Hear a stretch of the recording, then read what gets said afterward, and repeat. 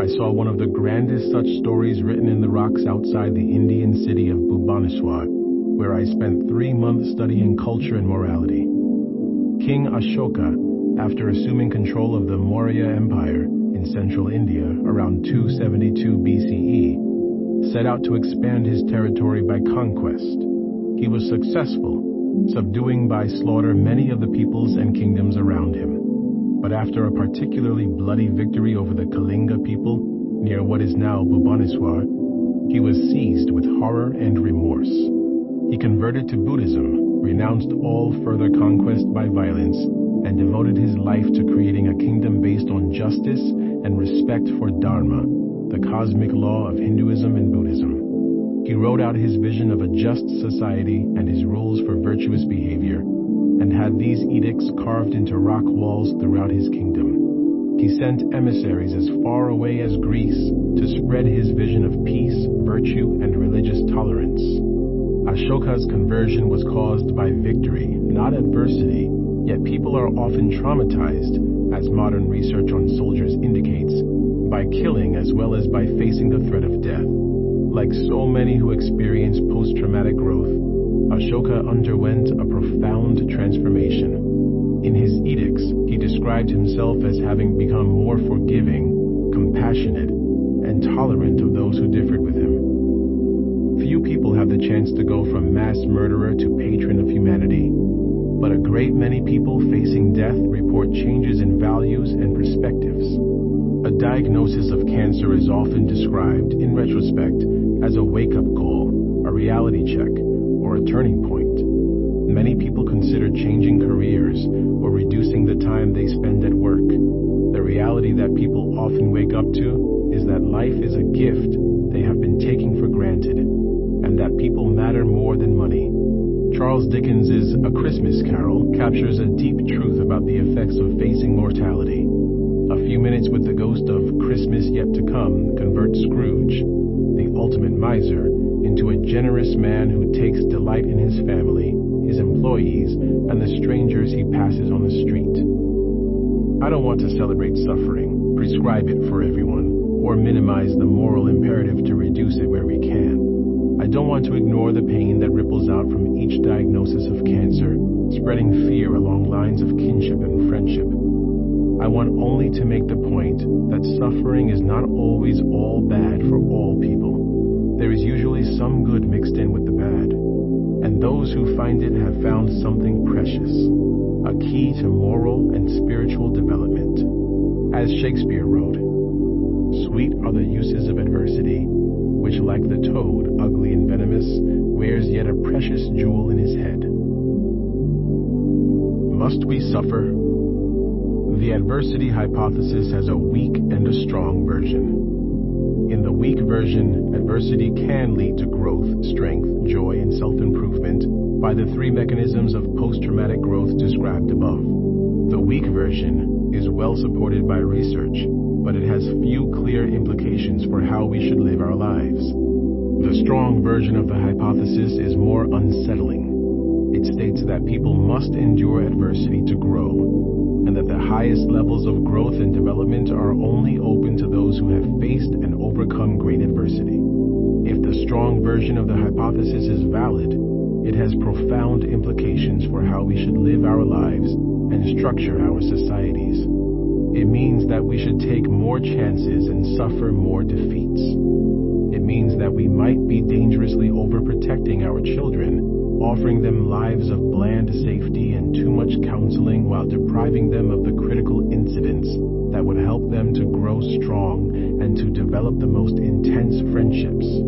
It means that heroic societies, which fear dishonor more than death, or societies that struggle together through war, might produce better human beings than can a world of peace and prosperity in which people's expectations rise so high that they sue each other for emotional damages.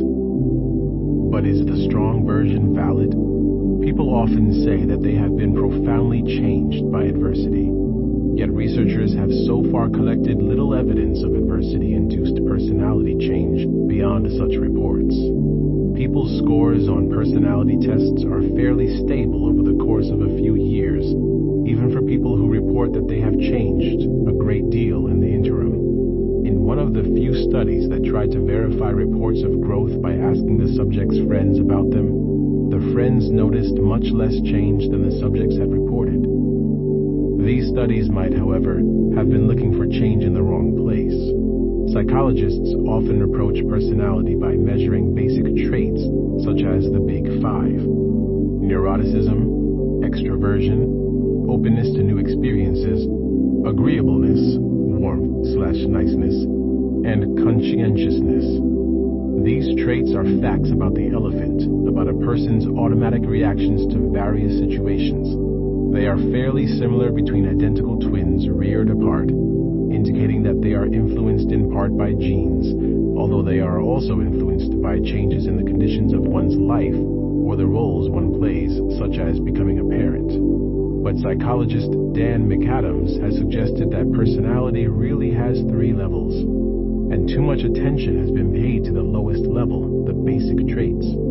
A second level of personality, characteristic adaptations, includes personal goals, defense and coping mechanisms, values, beliefs, and life stage concerns, such as those of parenthood or retirement, that people develop to succeed in their particular roles and niches.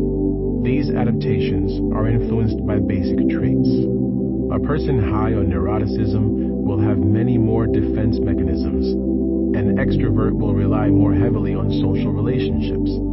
But in this middle level, the person's basic traits are made to mesh with facts about the person's environment and stage of life. When those facts change, as after losing a spouse, the person's characteristic adaptations change. The elephant might be slow to change, but the elephant and rider, working together, find new ways of getting through the day. The third level of personality is that of the life story. Human beings in every culture are fascinated by stories. We create them wherever we can. See those 7 stars up there? They are 7 sisters who once... It's no different with our own lives. We can't stop ourselves from creating what McAdams describes as an evolving story that integrates a reconstructed past, perceived present, and anticipated future into a coherent and vitalizing life myth. Although the lowest level of personality is mostly about the elephant, the life story is written primarily by the writer. You create your story in consciousness as you interpret your own behavior, and as you listen to other people's thoughts about you. The life story is not the work of a historian. Remember that the writer has no access to the real causes of your behavior. It is more like a work of historical fiction that makes plenty of references to real events and connects them by dramatizations and interpretations that might or might not be true to the spirit of what happened. From this 3-level perspective, it becomes clear why adversity might be necessary for optimal human development. Most of the life goals that people pursue at the level of characteristic adaptations can be sorted, as the psychologist Robert Emmons has found, into 4 categories: work and achievement, relationships and intimacy, religion and spirituality, and generativity, leaving a legacy and contributing something to society. Although it is generally good for you to pursue goals, not all goals are equal. People who strive primarily for achievement and wealth are, Emmons finds, less happy on average than those whose strivings focus on the other 3 categories. The reason takes us back to happiness traps and conspicuous consumption. Refer to Chapter 5. Because human beings were shaped by evolutionary processes to pursue success, not happiness, people enthusiastically pursue goals that will help them win prestige in zero-sum competitions. Success in these competitions feels good, but gives no lasting pleasure, and it raises the bar for future successes. When tragedy strikes, however, it knocks you off the treadmill and forces a decision. Hop back on and return to business as usual, or try something else. There is a window of time, just a few weeks or months after the tragedy, during which you are more open to something else. During this time, achievement goals often lose their allure, sometimes coming to seem pointless. If you shift toward other goals, family, religion, or helping others, you shift to inconspicuous consumption, pleasures derived along the way are not fully subject to adaptation, treadmill effects. The pursuit of these goals therefore leads to more happiness but less wealth, on average. Many people change their goals in the wake of adversity. They resolve to work less, to love and play more. If in those first few months you take action, you do something that changes your daily life, then the changes might stick. But if you do nothing more than make a resolution, I must never forget my new outlook on life, then you will soon slip back into old habits and pursue old goals. The rider can exert some influence at forks in the road, but the elephant handles daily life, responding automatically to the environment. Adversity may be necessary for growth because it forces you to stop speeding along the road of life, allowing you to notice the paths that were branching off all along and to think about where you really want to end up. At the third level of personality, the need for adversity is even more obvious. You need interesting material to write a good story. McAdams says that stories are fundamentally about the vicissitudes of human intention organized in time. You can't have a good life story without vicissitudes, and if the best you can come up with is that your parents refused to buy you a sports car for your 16th birthday, nobody will want to read your memoirs. In the thousands of life stories McAdams has gathered, several genres are associated with well-being. For example, in the commitment story, the protagonist has a supportive family background, is sensitized early in life to the sufferings of others, is guided by a clear and compelling personal ideology, and at some point transforms or redeems failures, mistakes, or crises into a positive outcome, a process that often involves setting new goals that commit the self to helping others. The life of the Buddha is a classic example. In contrast, some people's life stories show a contamination sequence in which emotionally positive events go bad and everything is spoiled. People who tell such stories are, not surprisingly, more likely to be depressed. Indeed, part of the pathology of depression is that, while ruminating, the depressed person reworks her life narrative by using the tools of Beck's negative triad. I'm bad, the world is bad, and my future is dark. Although adversity that is not overcome can create a story of depressing bleakness, substantial adversity might be necessary for a meaningful story. McAdams's ideas are profoundly important for understanding post-traumatic growth. His 3 levels of personality allow us to think about coherence among the levels. What happens when the 3 levels of personality don't match up? Imagine a woman whose basic traits are warm and gregarious, but who strives for success in a career that offers few chances for close contacts with people, and whose life story is about an artist forced by her parents to pursue a practical career. She is a mess of mismatched motives and stories, and it may be that only through adversity will she be able to make the radical changes she would need to achieve coherence among levels. The psychologists Ken Sheldon and Tim Kasser have found that people who are mentally healthy and happy have a higher degree of vertical coherence among their goals, that is, higher level long-term goals and lower level immediate goals all fit together well so that pursuing one's short-term goals advances the pursuit of long-term goals. Trauma often shatters belief systems and robs people of their sense of meaning. In so doing, it forces people to put the pieces back together, and often they do so by using God or some other higher purpose as a unifying principle. London and Chicago seized the opportunities provided by their great fires to remake themselves into grander and more coherent cities. People sometimes seize such opportunities too, rebuilding beautifully those parts of their lives and life stories that they could never have torn down voluntarily. When people report having grown after coping with adversity, they could be trying to describe a new sense of inner coherence. This coherence might not be visible to one's friends, but it feels like growth, strength, maturity, and wisdom from the inside. Blessed are the sense makers. When bad things happen to good people, we have a problem. We know consciously that life is unfair, but unconsciously we see the world through the lens of reciprocity. The downfall of an evil man, in our biased and moralistic assessment, is no puzzle. He had it coming to him. But when the victim was virtuous, we struggled to make sense of his tragedy.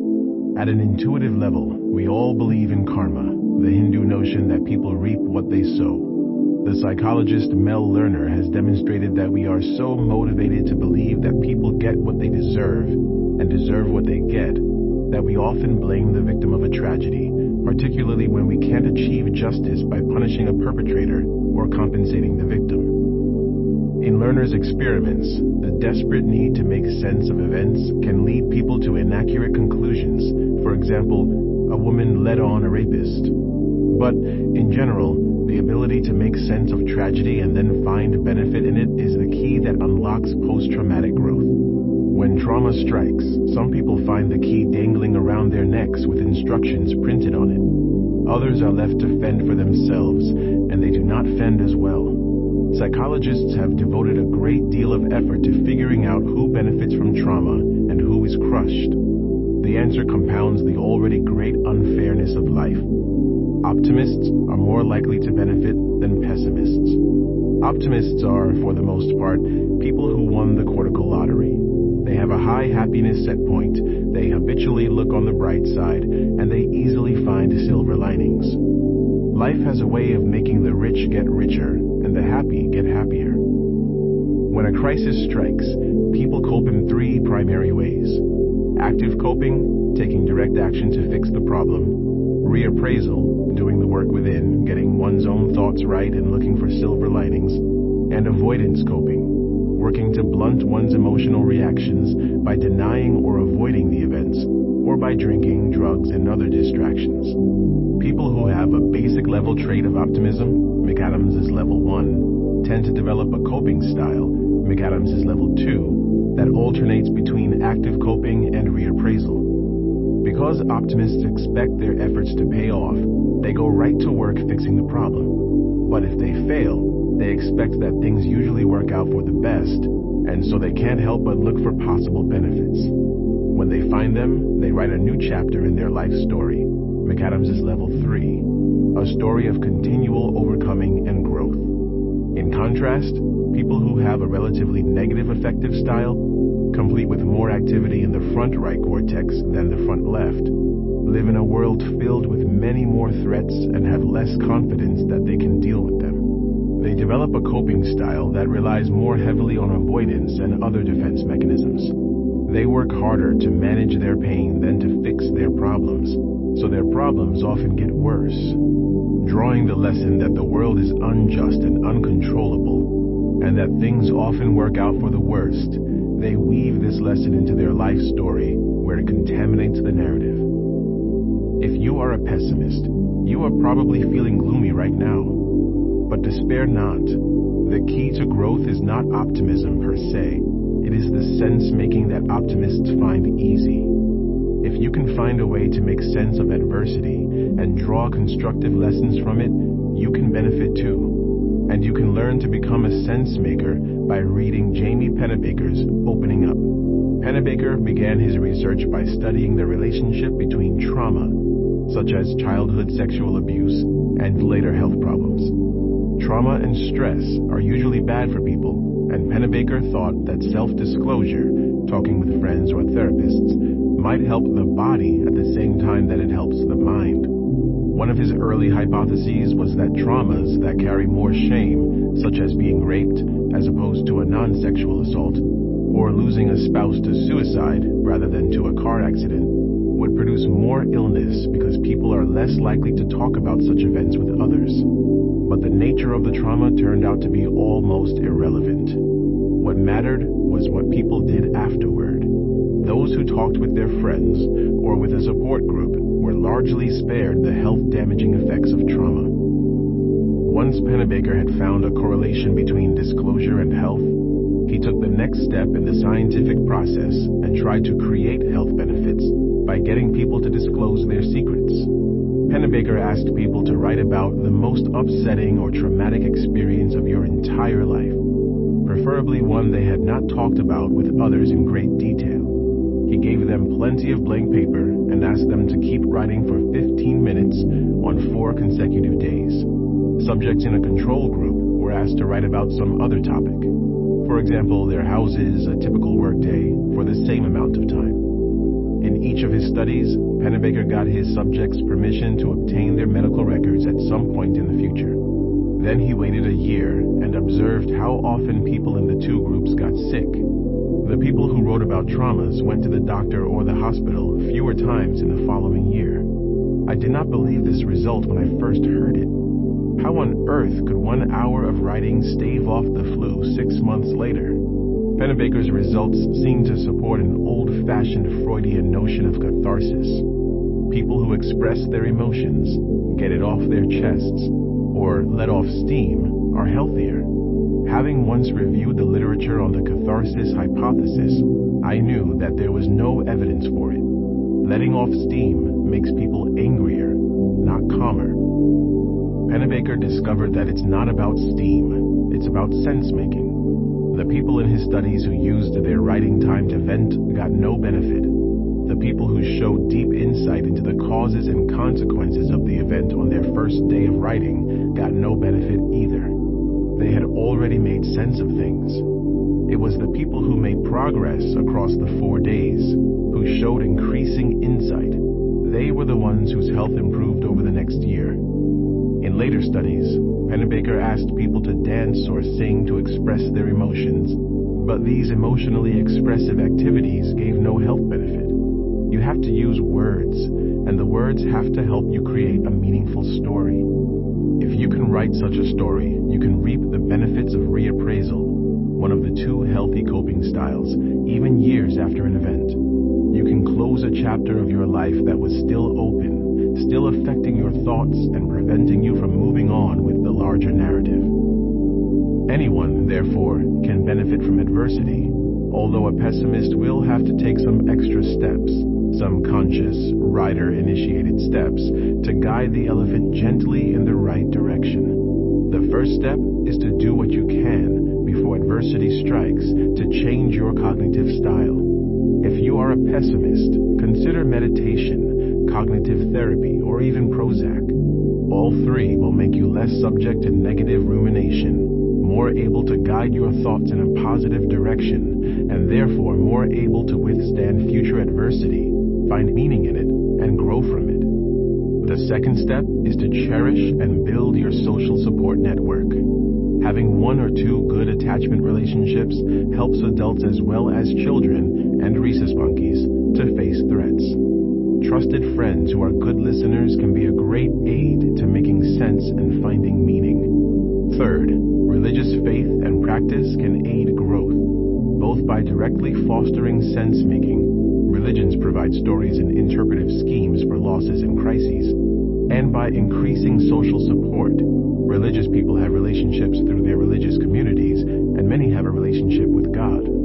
A portion of the benefits of religiosity could also be a result of the confession and disclosure of inner turmoil, either to God or to a religious authority that many religions encourage. And finally, no matter how well or poorly prepared you are when trouble strikes, at some point in the months afterward, pull out a piece of paper and start writing. Pennebaker suggests that you write continuously for 15 minutes a day for several days. Don't edit or censor yourself. Don't worry about grammar or sentence structure. Just keep writing. Write about what happened, how you feel about it, and why you feel that way. If you hate to write, you can talk into a tape recorder. The crucial thing is to get your thoughts and feelings out without imposing any order on them, but in such a way that after a few days, some order is likely to emerge on its own. Before you conclude your last session, be sure you have done your best to answer these 2 questions. Why did this happen? What good might I derive from it? For everything, there is a season. If the adversity hypothesis is true, and if the mechanism of benefit has to do with sense-making and getting those 3 levels of personality to cohere, then there should be times in life when adversity will be more or less beneficial. Perhaps the strong version of the hypothesis is true during only a part of the life course. There are many reasons for thinking that children are particularly vulnerable to adversity. Genes guide brain development throughout childhood, but that development is also affected by environmental context, and one of the most important contextual factors is the overall level of safety versus threat. Good parenting can help tune up the attachment system to make a child more adventurous. Yet, even beyond such effects, if a child's environment feels safe and controllable, the child will, on average, develop a more positive affective style and will be less anxious as an adult. But if the environment offers daily uncontrollable threats from predators, bullies, or random violence, the child's brain will be altered, set to be less trusting and more vigilant. Given that most people in modern Western nations live in safe worlds where optimism and approach motivations generally pay off, and given that most people in psychotherapy need loosening up, not tightening up, it is probably best for children to develop the most positive affective style, or the highest set range, S from Chapter 5, that their genes will allow. Major adversity is unlikely to have many, or perhaps any, beneficial effects for children. On the other hand, children are amazingly resilient and are not as easily damaged by one-time events, even by sexual abuse, as most people think. Chronic conditions are much more important.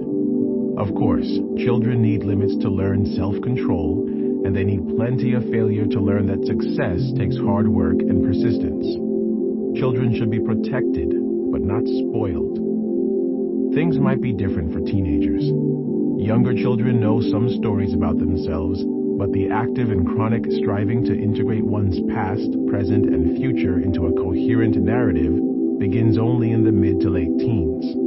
This claim is supported by a curious fact about autobiographical memory called the memory bump. When people older than 30 are asked to remember the most important or vivid events of their lives, they are disproportionately likely to recall events that occurred between the ages of 15 and 25. This is the age when a person's life blooms. First love, college and intellectual growth, living and perhaps traveling independently. And it is the time when young people, at least in Western countries, make many of the choices that will define their lives. If there is a special period for identity formation, a time when life events are going to have the biggest influence on the rest of the life story, this is it. So adversity, especially if overcome fully, is probably most beneficial in the late teens and early 20s. We can't ethically conduct experiments that induce trauma at different ages, but in a way, life has performed these experiments for us. The major events of the 20th century, the Great Depression, World War II, hit people at different ages, and the sociologist Glenn Elder has produced elegant analyses of longitudinal data collected from the same people over many decades to find out why some thrived and others crumbled after these adversities hit. Elder once summarized his findings this way: "There is a storyline across all the work I've done. Events do not have meaning in themselves. Those meanings are derived from the interactions between people, groups, and the experience itself. Kids who went through very difficult circumstances usually came out rather well." Elder found that a lot hinged on the family and the person's degree of social integration. Children as well as adults who weathered crises while embedded within strong social groups and networks fared much better. They were more likely to come out stronger and mentally healthier than were those who faced adversity without such social support. Social networks didn't just reduce suffering, they offered avenues for finding meaning and purpose, as Durkheim concluded from his studies of suicide. For example, the widely shared adversity of the Great Depression offered many young people the chance to make a real contribution to their families by finding a job that brought in a few dollars a week. The need for people to pull together within their nations to fight World War II appears to have made those who lived through it more responsible and civic-minded, at least in the United States, even if they played no direct role in the war effort. There is, however, a time limit on first adversity. Elder says that life starts to crystallize by the late 20s. Even young men who had not been doing well before serving in World War II often turned their lives around afterward. But people who faced their first real-life test after the age of 30, for example, combat in that war or financial ruin in the Great Depression, were less resilient and less likely to grow from their experiences. So adversity may be most beneficial for people in their late teens and into their 20s. Elder's work is full of reminders that the action is in the interactions. That is, the ways that one's unique personality interacts with details about an event and its social context to produce a particular and often unpredictable outcome. In the area of research known as lifespan development, there are a few simple rules in the form of X causes Y. Nobody, therefore, can propose an ideal life course with carefully scheduled adversity that would be beneficial for everyone. We can say, however, that for many people, particularly those who overcame adversity in their 20s, adversity made them stronger, better, and even happier than they would have been without it. Error and wisdom. I expect that when I have children, I'll be no different from other parents in wanting to edit their forehead writing and remove all adversity. Even if I could be convinced that a trauma experienced at the age of 24 was going to teach my daughter important lessons and make her a better person, I'd think, well, why can't I just teach her those lessons directly? Isn't there some way she can reap the benefits without the costs? But a common piece of worldly wisdom is that life's most important lessons cannot be taught directly. Marcel Proust said, "We do not receive wisdom. We must discover it for ourselves after a journey through the wilderness which no one else can make for us, which no one can spare us, for our wisdom is the point of view from which we come at last to regard the world." Recent research on wisdom proves Proust correct. Knowledge comes in two major forms, explicit and tacit. Explicit knowledge is all the facts you know and can consciously report, independent of context. Wherever I am, I know that the capital of Bulgaria is Sofia. Explicit knowledge is taught directly in schools. The writer gathers it up and files it away, ready for use in later reasoning. But wisdom is based, according to Robert Sternberg, a leading wisdom researcher, on tacit knowledge. Tacit knowledge is procedural. It's knowing how rather than knowing that. It is acquired without direct help from others, and it is related to goals that a person values. Tacit knowledge resides in the elephant. It's the skills that the elephant acquires gradually from life experience. It depends on context. There is no universal set of best practices for ending a romantic relationship, consoling a friend, or resolving a moral disagreement. Wisdom, says Sternberg, is the tacit knowledge that lets a person balance two sets of things.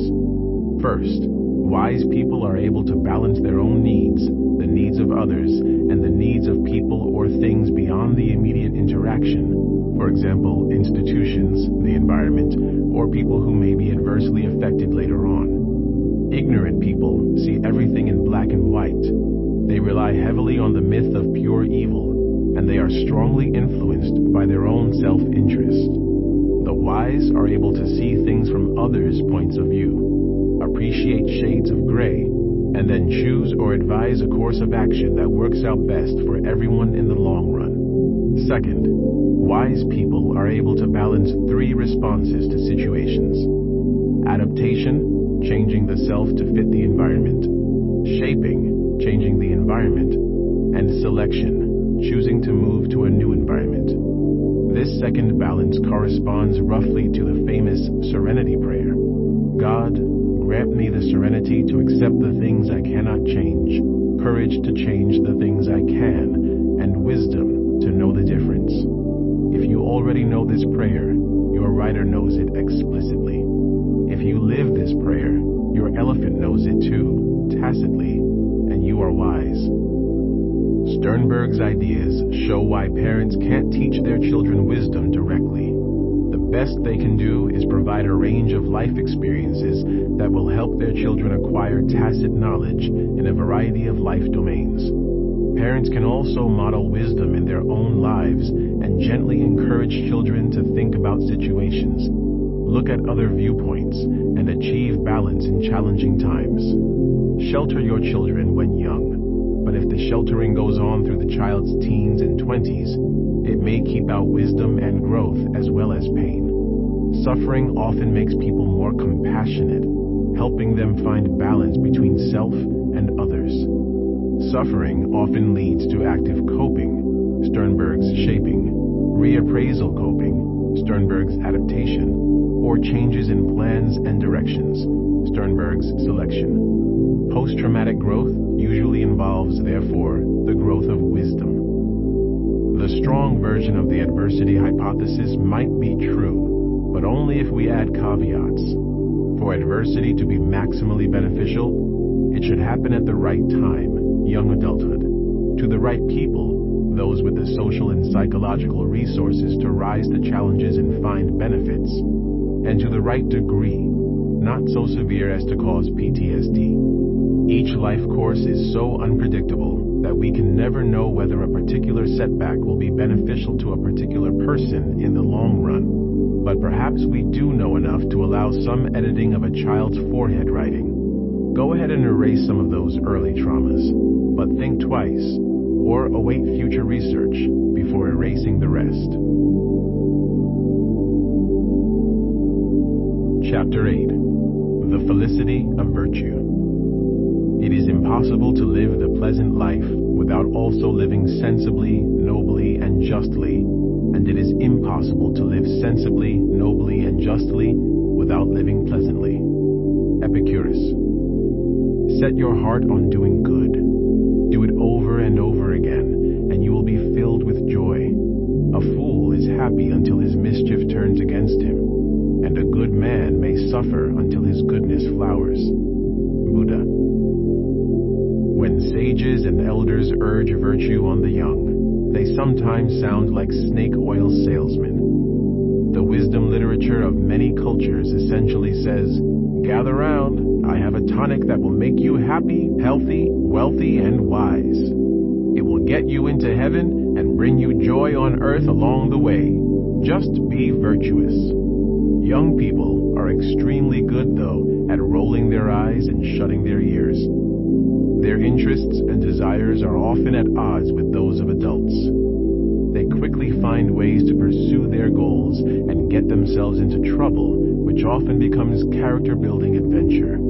Huck Finn runs away from his foster mother to raft down the Mississippi with an escaped slave.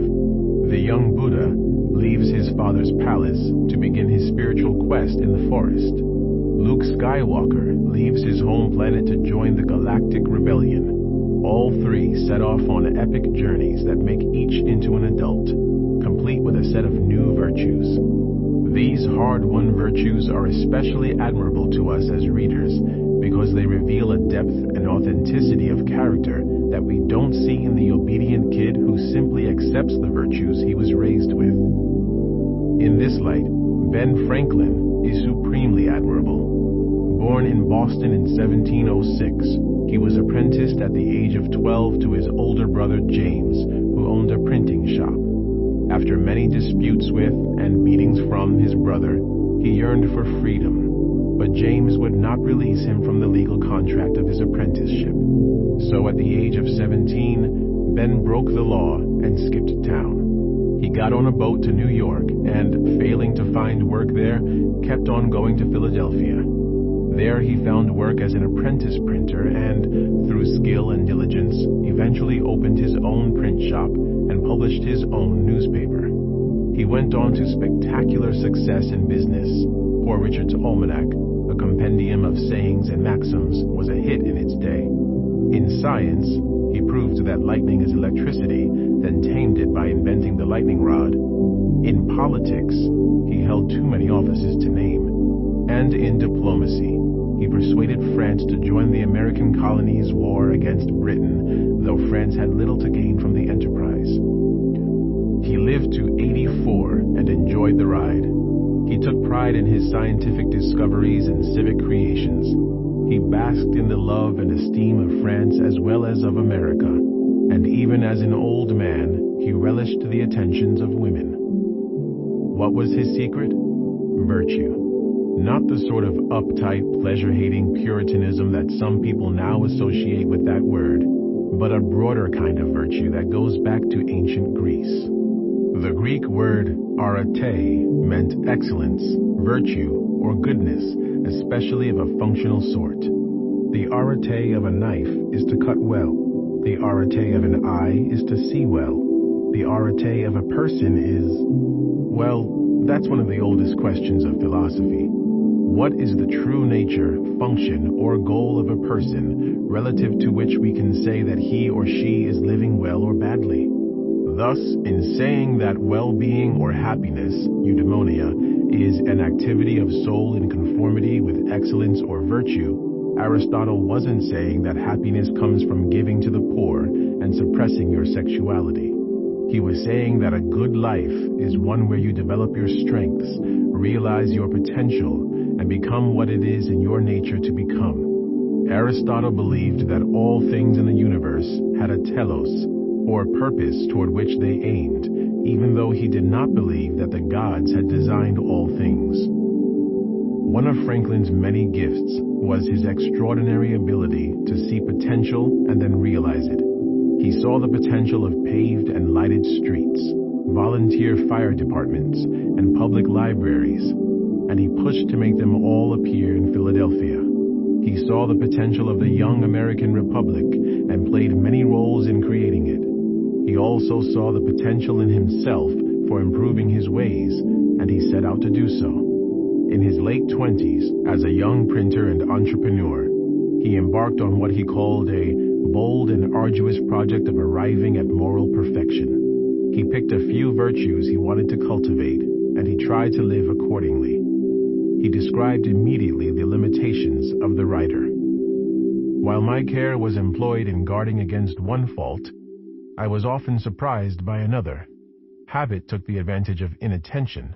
Inclination was sometimes too strong for reason. I concluded at length that the mere speculative conviction that it was our interest to be completely virtuous was not sufficient to prevent our slipping, and that the contrary habits must be broken and good ones acquired and established before we can have any dependence on a steady, uniform rectitude of conduct. Franklin was a brilliant intuitive psychologist. He realized that the writer can be successful only to the extent that it trains the elephant, though he did not use those terms. So he devised a training regimen. He wrote out a list of 13 virtues, each linked to specific behaviors that he should or should not do. For example, temperance, eat not to dullness. Frugality, make no expense but to do good to others or yourself. Chastity, rarely use venery but for health or offspring. He then printed a table made up of 7 columns, one for each day of the week, and 13 rows, one for each virtue, and he put a black spot in the appropriate square each time he failed to live a whole day in accordance with a particular virtue. He concentrated on only one virtue a week, hoping to keep its row clear of spots while paying no special attention to the other virtues, though he filled in their rows whenever violations occurred. Over 13 weeks, he worked through the whole table. Then he repeated the process, finding that with repetition, the table got less and less spotty. Franklin wrote in his autobiography that, though he fell far short of perfection, I was, by the endeavor, a better and a happier man than I otherwise should have been if I had not attempted it. He went on, my posterity should be informed that to this little artifice, with the blessing of God, their ancestor owed the constant felicity of his life, down to his 79th year, in which this is written.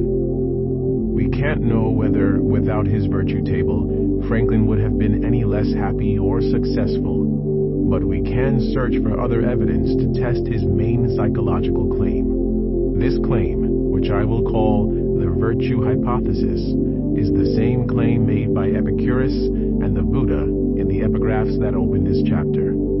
Cultivating virtue will make you happy. There are plenty of reasons to doubt the virtue hypothesis. Franklin himself admitted that he failed utterly to develop the virtue of humility, yet he reaped great social gains by learning to fake it.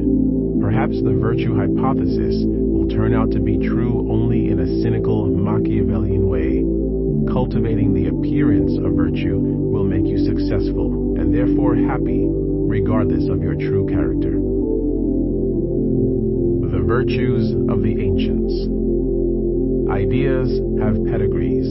Ideas have baggage. When we Westerners think about morality, we use concepts that are thousands of years old, but that took a turn in their development in the last 200 years. We don't realize that our approach to morality is odd from the perspective of other cultures, or that it is based on a particular set of psychological assumptions, a set that now appears to be wrong.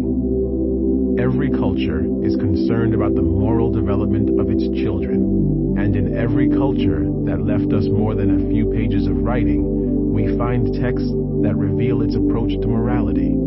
Specific rules and prohibitions vary, but the broad outlines of these approaches have a lot in common. Most cultures wrote about virtues that should be cultivated, and many of those virtues were and still are valued across most cultures. For example, honesty, justice, courage, benevolence, self-restraint, and respect for authority. Most approaches then specified actions that were good and bad with respect to those virtues. Most approaches were practical, striving to inculcate virtues that would benefit the person who cultivates them. One of the oldest works of direct moral instruction is the teaching of Amenemope, an Egyptian text thought to have been written around 1300 BCE. It begins by describing itself as instruction about life and as a guide for well-being, promising that whoever commits its lessons to heart will discover a treasure house of life, and his body will flourish upon earth. Amenemope then offers 30 chapters of advice about how to treat other people, develop self-restraint, and find success and contentment in the process. For example, after repeatedly urging honesty, particularly in respecting the boundary markers of other farmers, the text says, "Plow your fields, and you'll find what you need. You'll receive bread from your threshing floor. Better is a bushel given you by God than 5,000 through wrongdoing. Better is bread with a happy heart than wealth with vexation." If this last line sounds familiar to you, it is because the biblical book of Proverbs borrowed a lot from Amenemope. For example, better is a little with the fear of the Lord than great treasure and trouble with it. Proverbs chapter 15, verse 16. An additional common feature is that these ancient texts rely heavily on maxims and role models rather than proofs and logic. Maxims are carefully phrased to produce a flash of insight and approval. Role models are presented to elicit admiration and awe. When moral instruction triggers emotions, it speaks to the elephant as well as the rider. The wisdom of Confucius and Buddha, for example, comes down to us as lists of aphorisms so timeless and evocative that people still read them today for pleasure and guidance, refer to them as worldwide laws of life, and write books about their scientific validity. A third feature of many ancient texts is that they emphasize practice and habit rather than factual knowledge. Confucius compared moral development to learning how to play music. Both require the study of texts, observance of role models, and many years of practice to develop virtuosity. Aristotle used a similar metaphor. Men become builders by building houses, and harpists by playing the harp. Similarly, we grow just by the practice of just actions, self-controlled by exercising our self-control, and courageous by performing acts of courage. Buddha offered his followers the Eightfold Noble Path, a set of activities that will, with practice, create an ethical person by right speech, right action, right livelihood, and a mentally disciplined person by right effort, right mindfulness, right concentration. In all these ways, the ancients reveal a sophisticated understanding of moral psychology similar to Franklin's.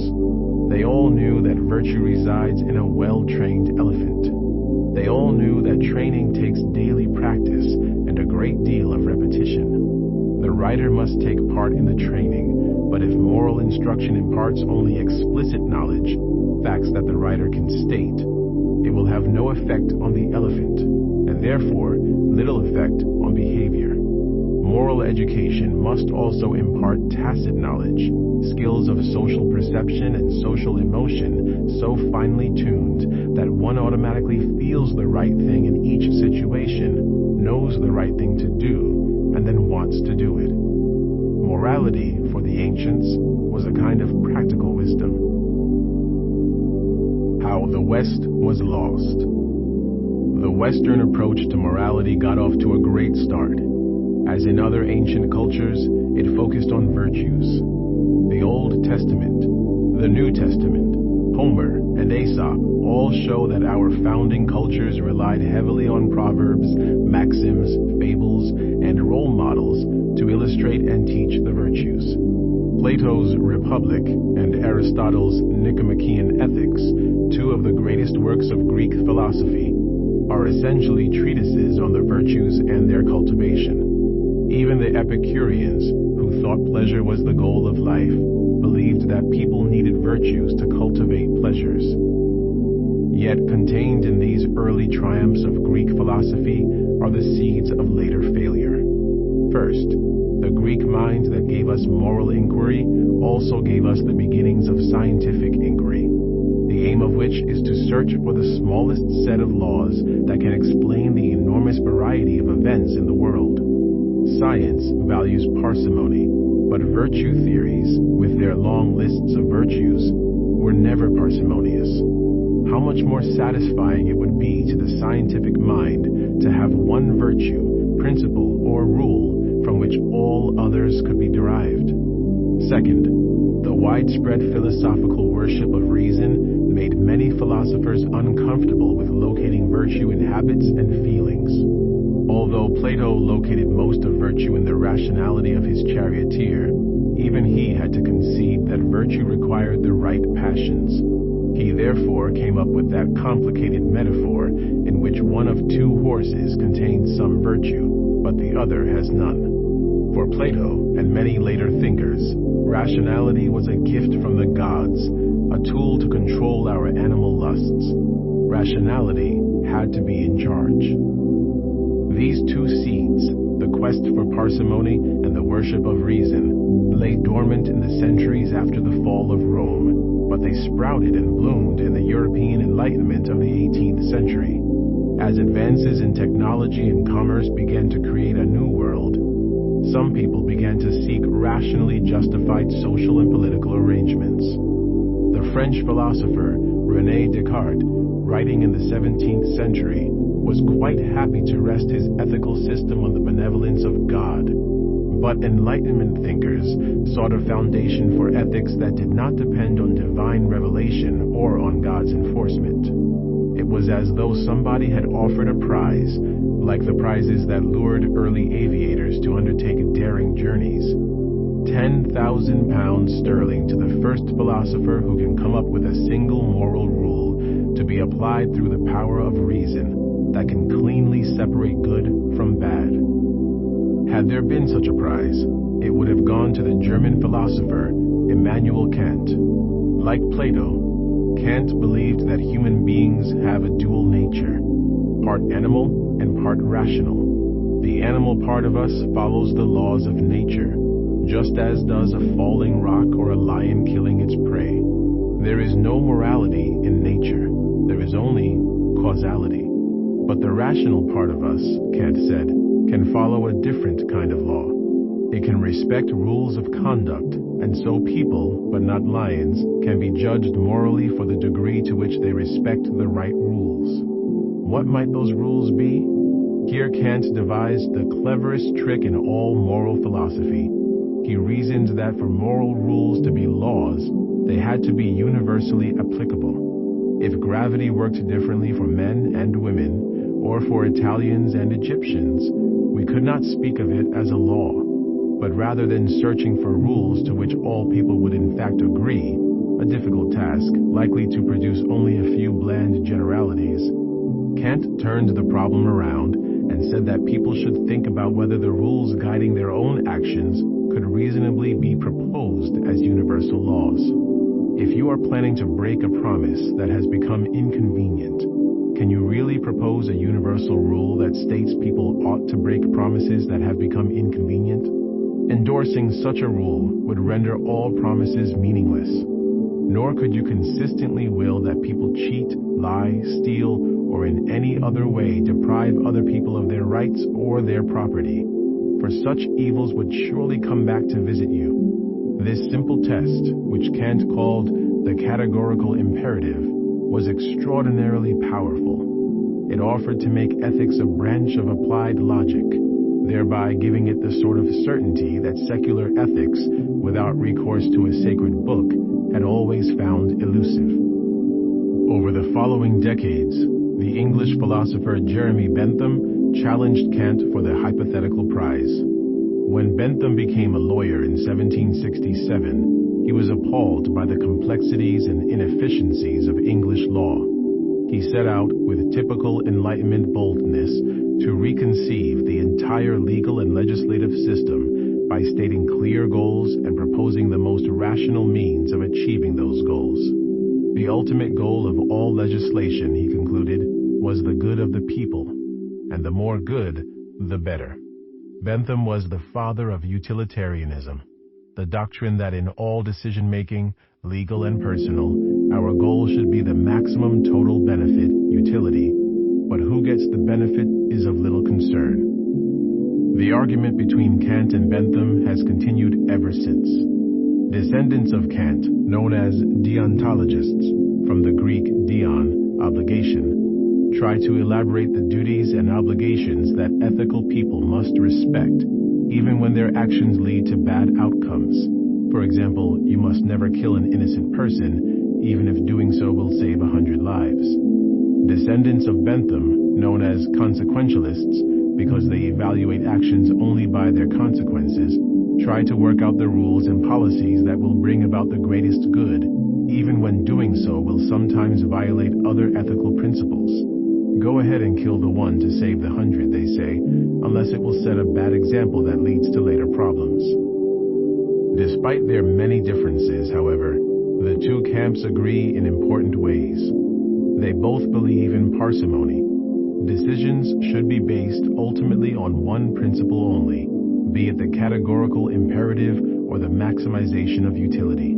They both insist that only the writer can make such decisions because moral decision-making requires logical reasoning and sometimes even mathematical calculation. They both distrust intuitions and gut feelings, which they see as obstacles to good reasoning. And they both shun the particular in favor of the abstract. You don't need a rich, thick description of the people involved or of their beliefs and cultural traditions.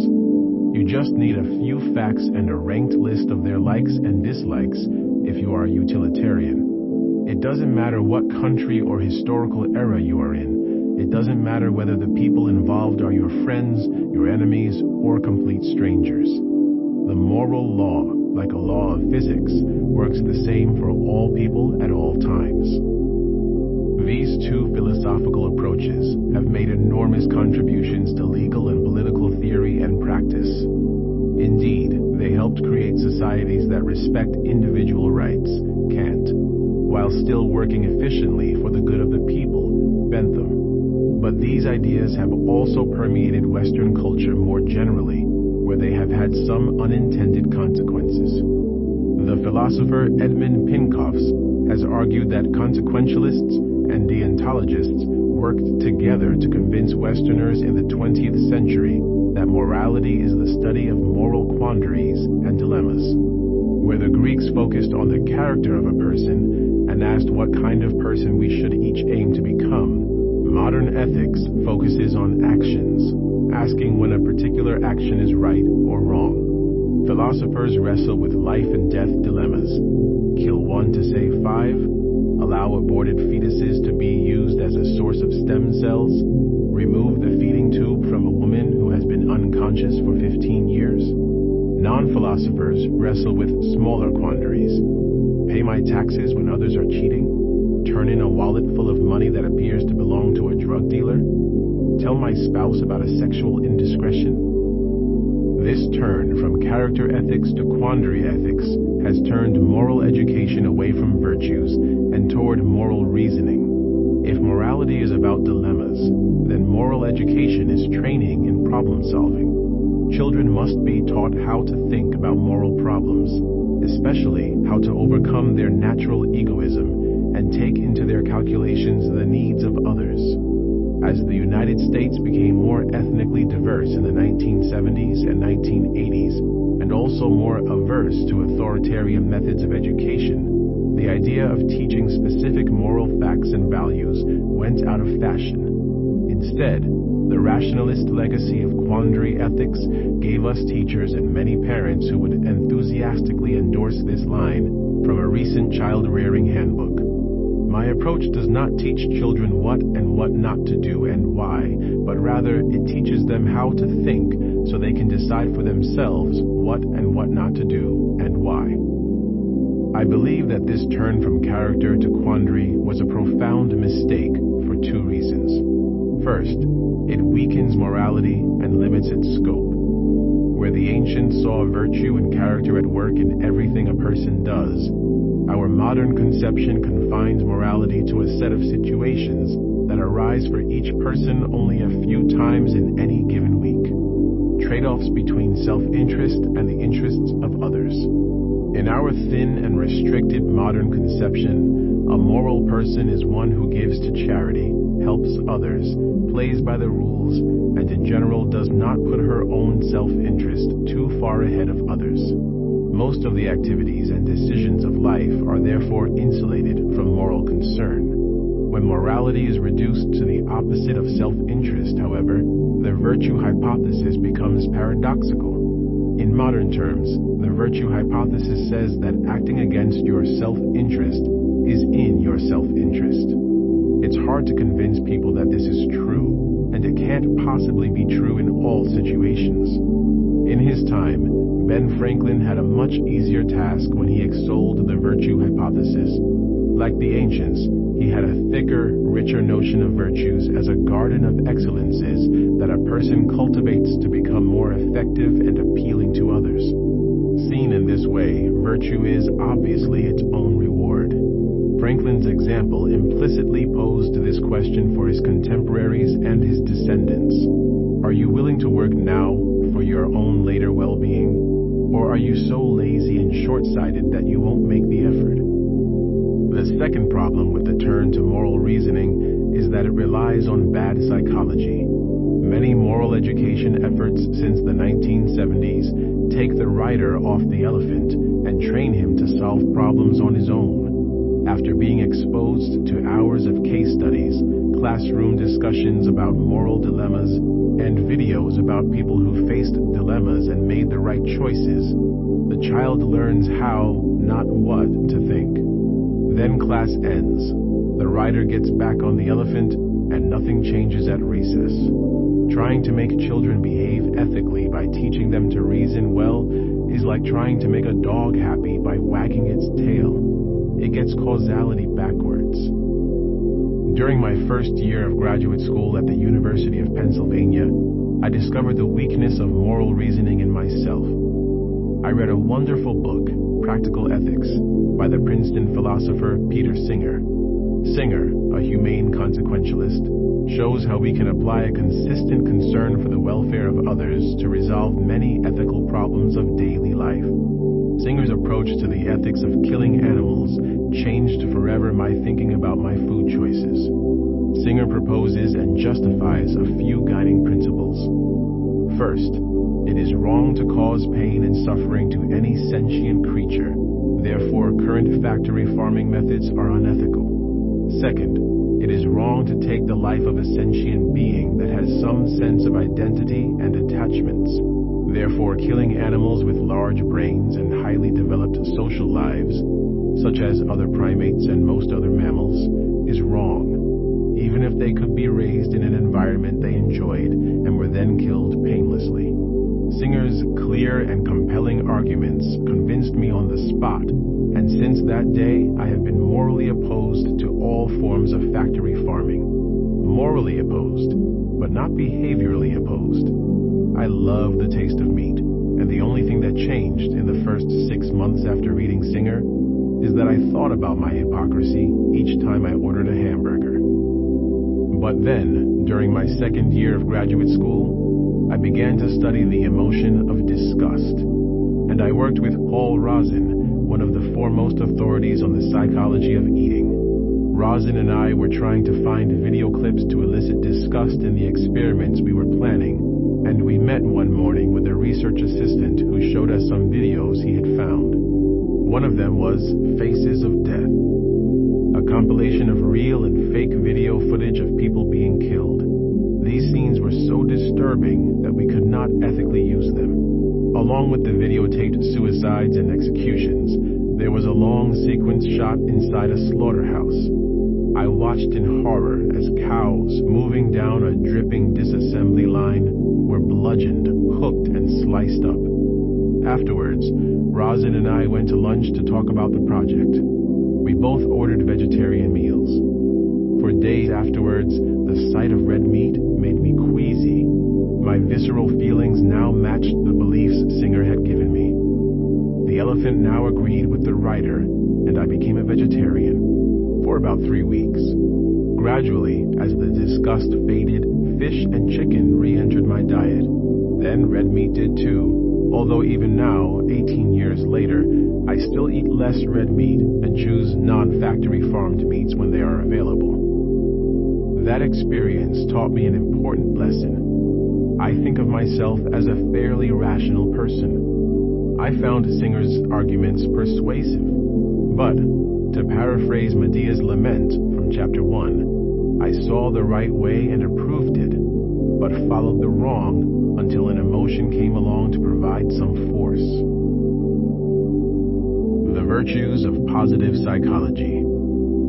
The cry that we've lost our way is heard from some quarter in every country and era, but it has been particularly loud in the United States since the social turmoil of the 1960s and the economic malaise and rising crime of the 1970s. Political conservatives, particularly those who have strong religious beliefs, bridled at the value-free approach to moral education and the empowering of children to think for themselves instead of teaching them facts and values to think about. In the 1980s, these conservatives challenged the education establishment by pushing for character education programs in schools and by homeschooling their own children. Also in the 1980s, several philosophers helped to revive virtue theories. Most notably, Alistair McIntyre argued in After Virtue that the Enlightenment project of creating a universal, context-free morality was doomed from the beginning. Cultures that have shared values and rich traditions invariably generate a framework in which people can value and evaluate each other. One can easily talk about the virtues of a priest, a soldier, a mother, or a merchant in the context of 4th century BCE Athens. Strip away all identity and context, however, and there is little to grab onto. How much can you say about the virtues of a generalized Homo sapiens floating in space with no particular sex, age, occupation, or culture? The modern requirement that ethics ignore particularity is what gave us our weaker morality, applicable everywhere, but encompassing nowhere. McIntyre says that the loss of a language of virtue grounded in a particular tradition makes it difficult for us to find meaning, coherence, and purpose in life.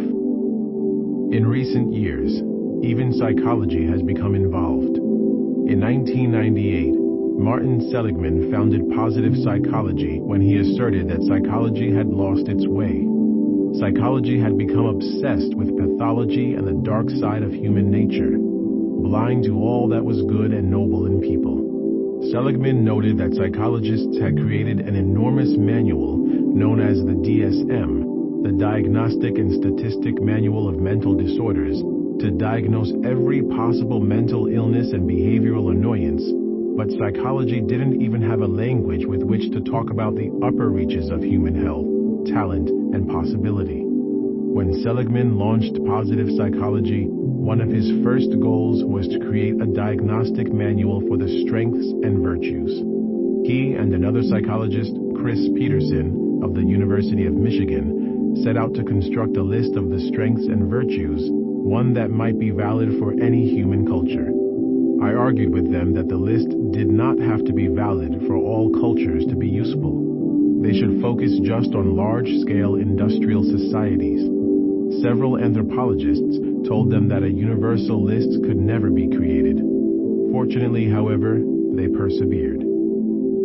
As a first step, Peterson and Seligman surveyed every list of virtues they could find, from the holy books of major religions down to the Boy Scout oath.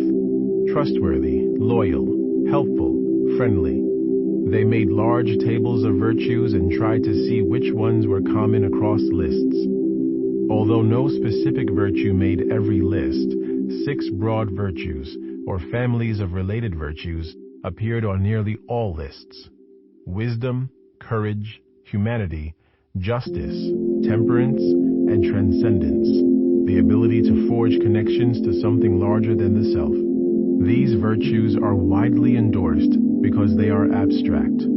There are many ways to be wise, or courageous, or humane, and it is impossible to find a human culture that rejects all forms of any of these virtues. Can we even imagine a culture in which parents hope that their children will grow up to be foolish, cowardly, and cruel? But the real value of the list of 6 is that it serves as an organizing framework for more specific strengths of character. Peterson and Seligman define character strengths as specific ways of displaying, practicing, and cultivating the virtues. Several paths lead to each virtue. People, as well as cultures, vary in the degree to which they value each path. This is the real power of the classification. It points to specific means of growth toward widely valued ends without insisting that any one way is mandatory for all people at all times. The classification is a tool for diagnosing people's diverse strengths and for helping them find ways to cultivate excellence. Peterson and Seligman suggest that there are 24 principal character strengths, each leading to one of the 6 higher-level virtues. You can diagnose yourself by taking the strengths test at www.authentichappiness.org or from the following list. Number 1. Wisdom, curiosity, love of learning, judgment, ingenuity, emotional intelligence, perspective. Number 2. Courage, valor, perseverance, integrity. Number 3. Humanity, kindness, loving. Number 4. Justice, citizenship, fairness, leadership. Number 5. Temperance, self-control, prudence, humility. Number 6. Transcendence, appreciation of beauty and excellence, gratitude, hope, spirituality, forgiveness, humor, zest. Odds are that you don't have much trouble with the list of 6 virtue families, but you do have objections to the longer list of strengths. Why is humor a means to transcendence?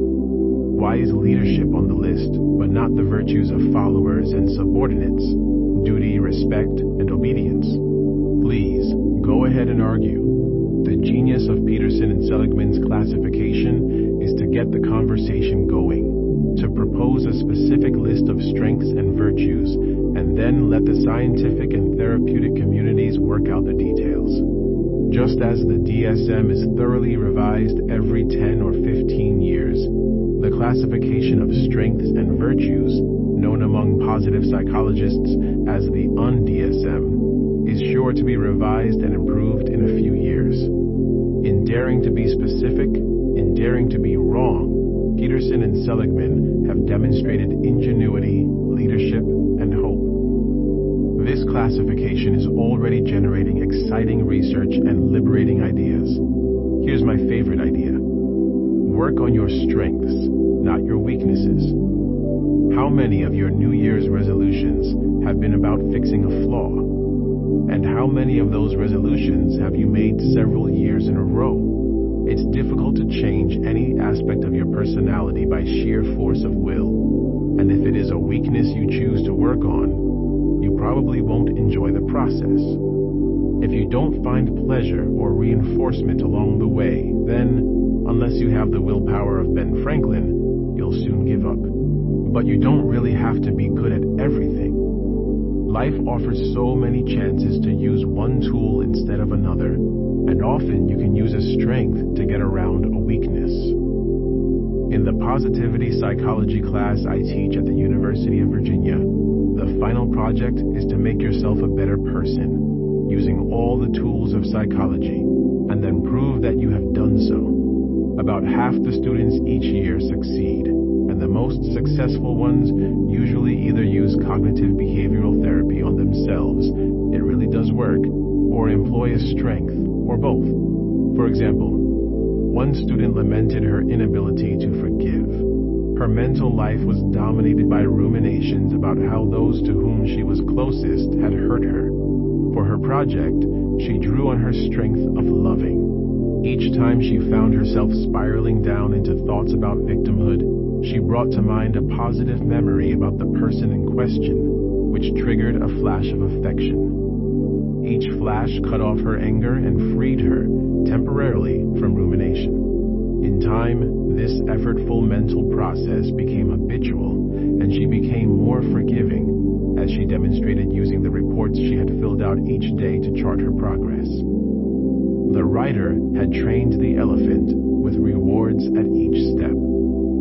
Another outstanding project was done by a woman who had just undergone surgery for brain cancer. At the age of 21, Julia faced no better than even odds of surviving. To deal with her fears, she cultivated one of her strengths, zest. She made lists of the activities going on at the university and of the beautiful hikes and parks in the nearby Blue Ridge Mountains. She shared these lists with the rest of the class. She took time away from her studies to go on these hikes, and she invited friends and classmates to join her. People often say that adversity makes them want to live each day to the fullest. And when Julia made a conscious effort to cultivate her natural strength of zest, she really did it. She is still full of zest today. Virtue sounds like hard work, and often is. But when virtues are reconceived as excellences, each of which can be achieved by the practice of several strengths of character, and when the practice of these strengths is often intrinsically rewarding, suddenly the work sounds more like Csikszentmihalyi's flow and less like toil. It's work that, like Seligman's description of gratifications, engages you fully, draws on your strengths, and allows you to lose self-consciousness and immerse yourself in what you are doing. Franklin would be pleased. The virtue hypothesis is alive and well, firmly ensconced in positive psychology. Hard question, easy answers.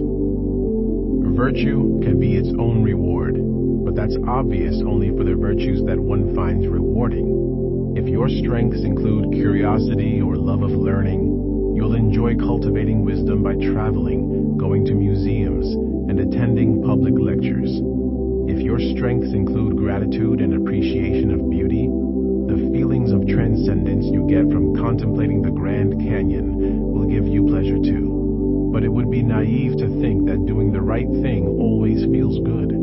The real test of the virtue hypothesis is to see whether it is true even in our restricted modern understanding of morality as altruism. Forget all that stuff about growth and excellence. Is it true that acting against my self-interest for the good of others, even when I don't want to, is still good for me? Sages and moralists have always answered with an unqualified yes. But the challenge for science is to qualify. When is it true, and why? Religion and science each begin with an easy and unsatisfying answer, but then move on to more subtle and interesting explanations. For religious sages, the easy way out is to invoke divine reciprocity in the afterlife. Do good, because God will punish the wicked and reward the virtuous. For Christians, there's heaven or hell. Hindus have the impersonal workings of karma. The universe will repay you in the next life with a higher or lower rebirth, which will depend upon your virtue in this life. I'm in no position to say whether God, heaven, or an afterlife exists, but as a psychologist, I am entitled to point out that belief in post-mortem justice shows two signs of primitive moral thinking. In the 1920s, the great developmental psychologist Jean Piaget got down on his knees to play marbles and jacks with children and, in the process, mapped out how morality develops. He found that, as children develop an increasingly sophisticated understanding of right and wrong, they go through a phase in which many rules take on a kind of sacredness and unchangeability. During this phase, children believe in immanent justice, justice that is inherent in an act itself. In this stage, they think that if they break rules, even accidentally, something bad will happen to them, even if nobody knows about their transgressions. Immanent justice shows up in adults too, particularly when it comes to explaining illness and grave misfortune. A survey of beliefs about the causes of illness across cultures shows that the three most common explanations are biomedical, referring to physical causes of disease; interpersonal, illness is caused by witchcraft related to envy and conflict; and moral, illness is caused by one's own past actions, particularly violations of food and sexual taboos. Most Westerners consciously embrace the biomedical explanation and reject the other two. Yet when illness strikes and Westerners ask, "Why me?" one of the places they often look for answers is to their own past transgressions. The belief that God or fate will dole out rewards and punishments for good and bad behavior seems on its face to be a cosmic extension of our childhood belief in immanent justice, which is itself a part of our obsession with reciprocity.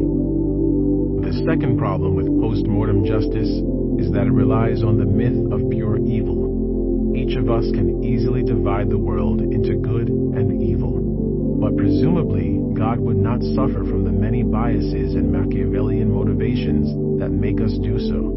Moral motivations, justice, honor, loyalty, patriotism, enter into most acts of violence, including terrorism and war. Most people believe their actions are morally justified. A few paragons of evil stand out as candidates for hell, but almost everyone else would end up in limbo. It just won't work to turn God into Santa Claus, a moral accountant keeping track of 6 billion accounts, because most lives can't be placed definitively in the naughty or nice columns. The scientific approach to the question also begins with an easy and unsatisfying answer. Virtue is good for your genes under some circumstances. When survival of the fittest came to mean survival of the fittest gene, it became easy to see that the fittest genes would motivate kind and cooperative behavior in two scenarios: when it benefited those who bore a copy of those genes, that is, kin, or when it benefited the bearers of the genes directly by helping them reap the surplus of non-zero-sum games using the tit-for-tat strategy. These two processes, kin altruism and reciprocal altruism, do indeed explain nearly all altruism among non-human animals, and much of human altruism too. This answer is unsatisfying. However, because our genes are, to some extent, puppet masters, making us want things that are sometimes good for them but bad for us, such as extramarital affairs or prestige bought at the expense of happiness, we cannot look to genetic self-interest as a guide either to virtuous or to happy living. Furthermore, anyone who does embrace reciprocal altruism as a justification for altruism, rather than merely a cause of it, would then be free to pick and choose. Be nice to those who can help you, but don't waste time or money on anyone else. For example, never leave a tip in restaurants you will not return to. So to evaluate the idea that altruism pays for the altruist, we need to push the sages and the scientists harder. Does it even pay when there is neither post-mortem nor reciprocal payback? Hard question, hard answers. St. Paul quotes Jesus as having said that it is more blessed to give than to receive. Acts chapter 20, verse 35. One meaning of bless is to confer happiness or prosperity upon. Does helping others really confer happiness or prosperity on the helper? I know of no evidence showing that altruists gain money from their altruism, but the evidence suggests that they often gain happiness. People who do volunteer work are happier and healthier than those who don't. But as always, we have to contend with the problem of reverse correlation. Congenitally happy people are just plain nicer to begin with, so their volunteer work may be a consequence of their happiness, not a cause. The happiness as cause hypothesis received direct support when the psychologist Alice Eisen went around Philadelphia leaving dimes in payphones. The people who used those phones and found the dimes were then more likely to help a person who dropped a stack of papers, carefully timed to coincide with the phone caller's exit, compared with people who used phones that had empty coin return slots. Eisen has done more random acts of kindness than any other psychologist. She has distributed cookies, bags of candy, and packs of stationery. She has manipulated the outcome of video games to let people win. And she has shown people happy pictures, always with the same finding. Happy people are kinder and more helpful than those in the control group. What we need to find, however, is the reverse effect. That altruistic acts directly cause happiness and/or other long-term benefits. With its exhortation to give blood, all you'll feel is good, is the American Red Cross telling the truth? The psychologist Jane Piliavin has studied blood donors in detail and found that, yes, giving blood does indeed make people feel good, and good about themselves.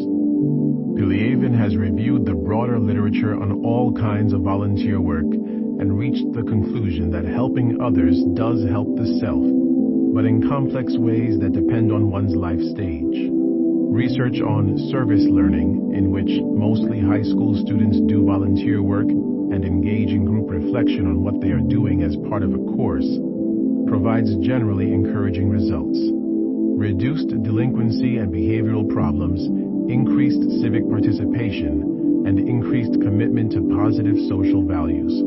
However, these programs do not appear to have much effect on the self-esteem or happiness of the adolescents involved. For adults, the story is a bit different. A longitudinal study that tracked volunteering and well-being over many years in thousands of people was able to show a causal effect. When a person increased volunteer work, all measures of happiness and well-being increased on average afterwards, for as long as the volunteer work was a part of the person's life.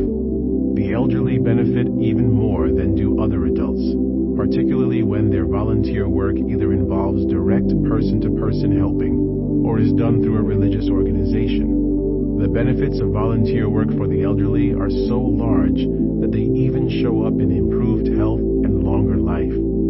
Stephanie Brown and her colleagues at the University of Michigan found striking evidence of such effects when they examined data from a large longitudinal study of older married couples. Those who reported giving more help and support to spouses, friends, and relatives went on to live longer than those who gave less, even after controlling for factors such as health at the beginning of the study period, whereas the amount of help that people reported receiving showed no relationship to longevity. Brown's finding shows directly that, at least for older people, it really is more blessed to give than to receive. This pattern of age-related change suggests that two of the big benefits of volunteer work are that it brings people together, and it helps them to construct a McAdams-style life story.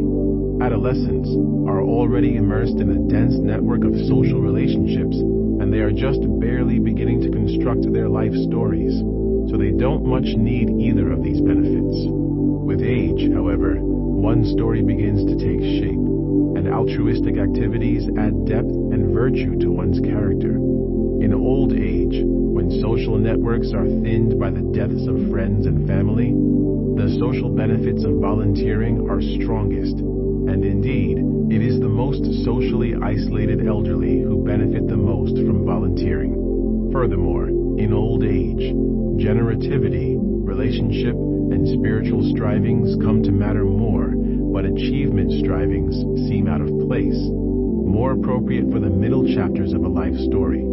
Therefore, an activity that lets one give something back fits right into the story and helps to craft a satisfying conclusion. The future of virtue. Scientific research supports the virtue hypothesis, even when it is reduced to the claim that altruism is good for you. When it is evaluated in the way that Ben Franklin meant it, as a claim about virtue more broadly, it becomes so profoundly true that it raises the question of whether cultural conservatives are correct in their critique of modern life and its restricted, permissive morality. Should we in the West try to return to a more virtue-based morality? I believe that we have indeed lost something important, a richly textured common ethos with widely shared virtues and values. Just watch movies from the 1930s and 1940s, and you'll see people moving around in a dense web of moral fibers. Characters are concerned about their honor, their reputation, and the appearance of propriety. Children are frequently disciplined by adults other than their parents. The good guys always win, and crime never pays. It may sound stuffy and constraining to us now, but that's the point. Some constraint is good for us. Absolute freedom is not. Durkheim, the sociologist who found that freedom from social ties is correlated with suicide, also gave us the word anomie, normlessness. Anomie is the condition of a society in which there are no clear rules, norms, or standards of value. In an anomic society, people can do as they please, but without any clear standards or respected social institutions to enforce those standards, it is harder for people to find things they want to do. Anomie breeds feelings of rootlessness and anxiety and leads to an increase in amoral and antisocial behavior. Modern sociological research strongly supports Durkheim. One of the best predictors of the health of an American neighborhood is the degree to which adults respond to the misdeeds of other people's children. When community standards are enforced, there is constraint and cooperation. When everyone minds his own business and looks the other way, there is freedom and anomie. My colleague at the University of Virginia, the sociologist James Hunter, carries Durkheim's ideas forward into the current debate about character education. In his provocative book, The Death of Character, Hunter traces out how America lost its older ideas about virtue and character. Before the Industrial Revolution, Americans honored the virtues of producers: hard work, self-restraint, sacrifice for the future, and sacrifice for the common good. But during the 20th century, as people became wealthier and the producer society turned gradually into the mass consumption society, an alternative vision of the self arose. A vision centered on the idea of individual preferences and personal fulfillment. The intrinsically moral term, character, fell out of favor and was replaced by the amoral term, personality. Hunter points to a second cause of character's death: inclusiveness. The first American colonists created enclaves of ethnic, religious, and moral homogeneity, but the history of America ever since has been one of increasing diversity. In response, educators have struggled to identify the ever-shrinking set of moral ideas everyone could agree upon. This shrinking reached its logical conclusion in the 1960s with the popular values clarification movement, which taught no morality at all. Values clarification taught children how to find their own values, and it urged teachers to refrain from imposing values on anyone. Although the goal of inclusiveness was laudable, it had unintended side effects. It cut children off from the soil of tradition, history, and religion that nourished older conceptions of virtue. You can grow vegetables hydroponically, but even then you have to add nutrients to the water. Asking children to grow virtues hydroponically, looking only within themselves for guidance, is like asking each one to invent a personal language, a pointless and isolating task if there is no community with whom to speak. For a sensitive analysis from a more liberal perspective of the need for cultural resources for identity creation, see Anthony Appiah's The Ethics of Identity. I believe Hunter's analysis is correct, but I am not yet convinced that we are worse off overall with our restricted modern morality. One thing that often distresses me in old movies and television programs, even up through the 1960s, is how limited were the lives of women and African Americans. We have paid a price for our inclusiveness, but we have bought ourselves a more humane society with greater opportunity for racial minorities, women, gay people, the handicapped, and others. That is, for most people. And even if some people think the price was too steep, we can't go back, either to a pre-consumer society or to ethnically homogeneous enclaves. All we can do is search for ways that we might reduce our enemy without excluding large classes of people. Being neither a sociologist nor an expert in education policy, I will not try to design a radical new approach to moral education. Instead, I will present one finding from my own research on diversity.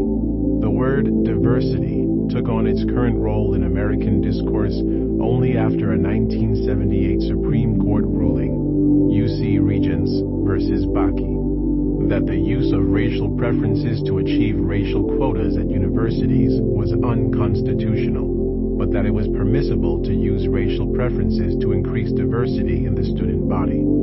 Since then, diversity has been widely celebrated on bumper stickers, in campus diversity days, and in advertisements.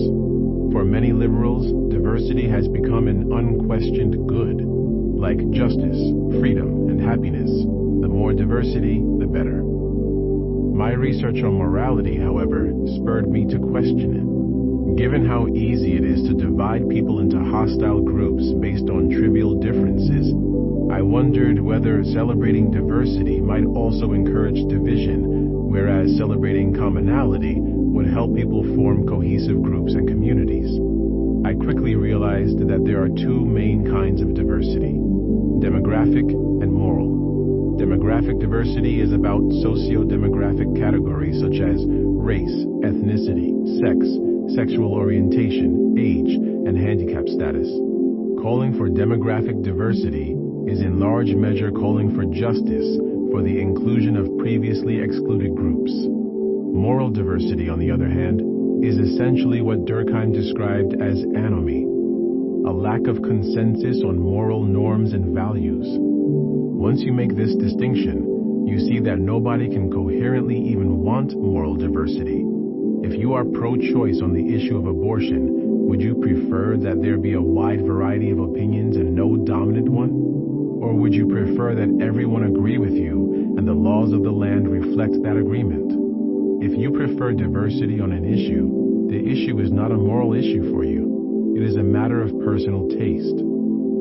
With my students Holly Hom and Evan Rosenberg, I conducted a study among several groups at the University of Virginia. We found that there was strong support among students for increasing diversity for demographic categories, such as race, religion, and social class, even among students who described themselves as politically conservative. Moral diversity, opinions about controversial political questions, however, was much less appealing in most contexts, with the interesting exception of seminar classes.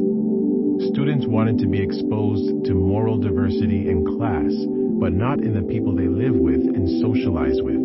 Our conclusion from this study is that diversity is like cholesterol. There's a good kind and a bad kind, and perhaps we should not be trying to maximize both. Liberals are right to work for a society that is open to people of every demographic group, but conservatives might be right in believing that at the same time we should work much harder to create a common, shared identity. Although I am a political liberal, I believe that conservatives have a better understanding of moral development, although not of moral psychology in general, they are too committed to the myth of pure evil. Conservatives want schools to teach lessons that will create a positive and uniquely American identity, including a heavy dose of American history and civics, using English as the only national language. Liberals are justifiably wary of jingoism, nationalism, and the focus on books by dead white males.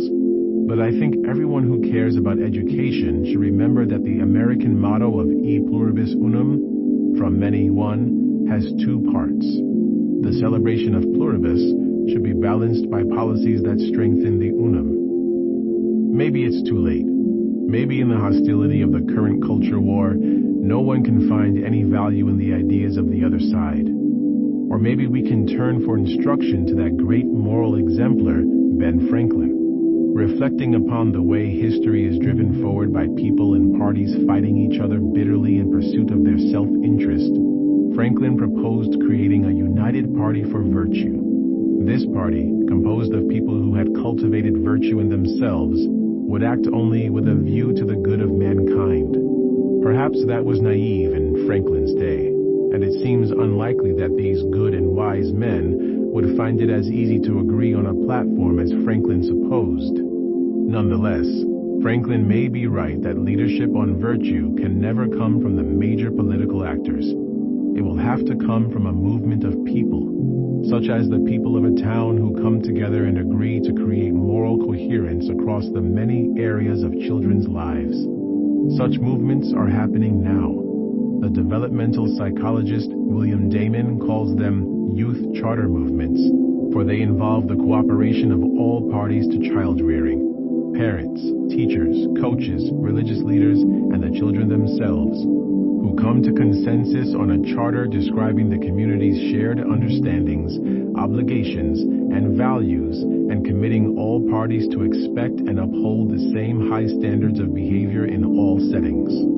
Maybe youth charter communities can't rival the moral richness of ancient Athens, but they are doing something to reduce their own enemy while far exceeding Athens in justice.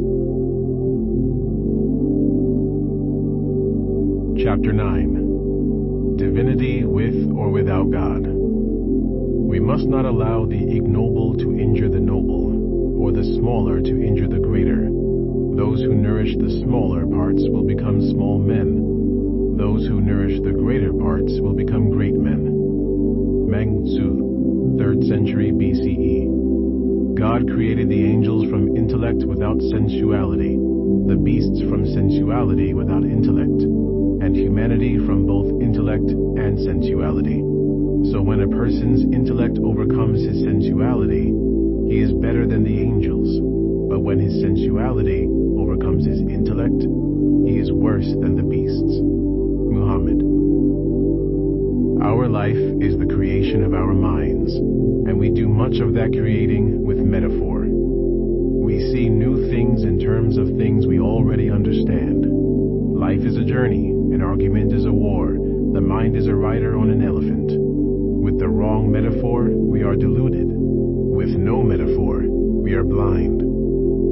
The metaphor that has most helped me to understand morality, religion, and the human quest for meaning is Flatland, a charming little book written in 1884 by the English novelist and mathematician Edwin Abbott.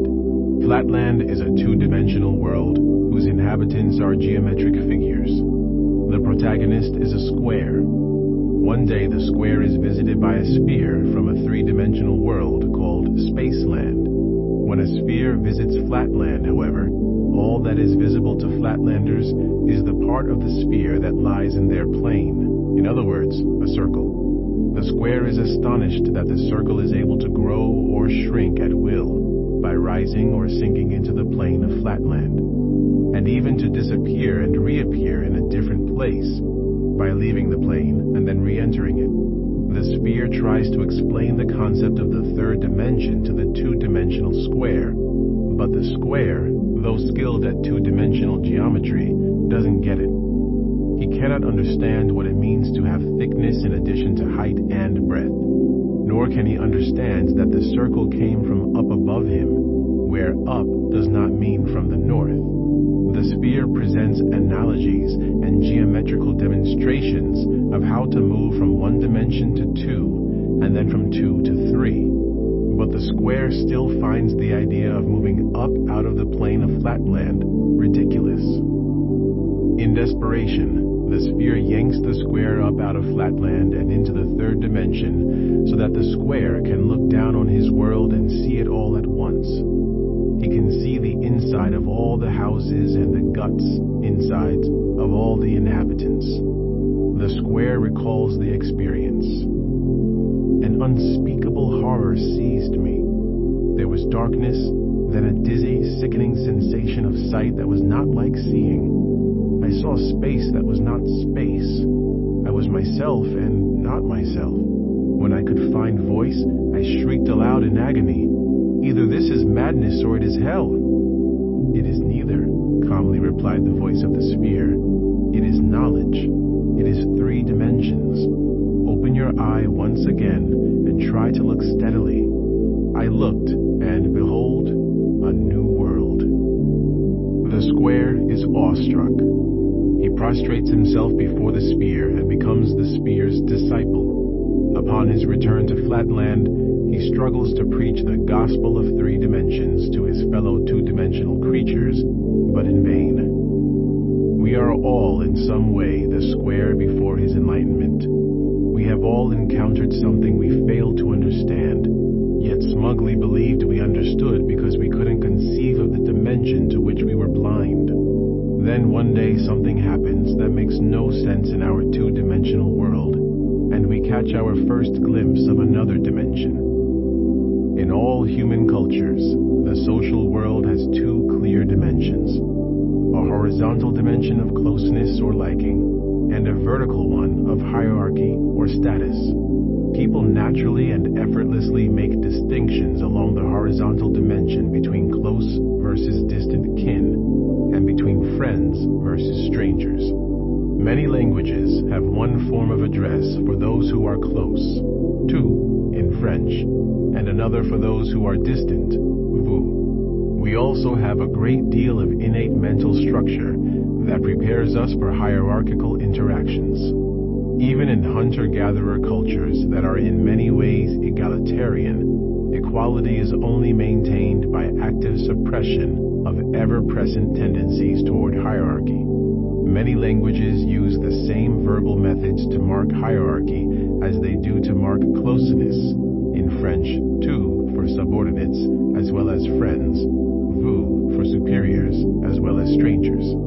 Even in languages such as English that do not have different verb forms for different social relationships, people find a way to mark them anyway. We address people who are distant or superior by using their titles and last names, Mr. Smith, Judge Brown, and use first names for those who are intimate or subordinate. Our minds automatically keep track of these two dimensions. Think how awkward it was the last time someone you barely knew but greatly revered invited you to call him by first name. Did the name stick in your throat? Conversely, when a salesperson addresses you by first name without having been invited to do so, do you feel slightly offended? Now imagine yourself happily moving around your two-dimensional social world, a flat land where the x-axis is closeness and the y-axis is hierarchy. Refer to figure 9.1 in the bonus PDF. Then one day, you see a person do something extraordinary, or you have an overwhelming experience of natural beauty, and you feel lifted up. But it's not the up of hierarchy, it's some other kind of elevation. This chapter is about that vertical movement. My claim is that the human mind perceives a third dimension, a specifically moral dimension that I will call divinity.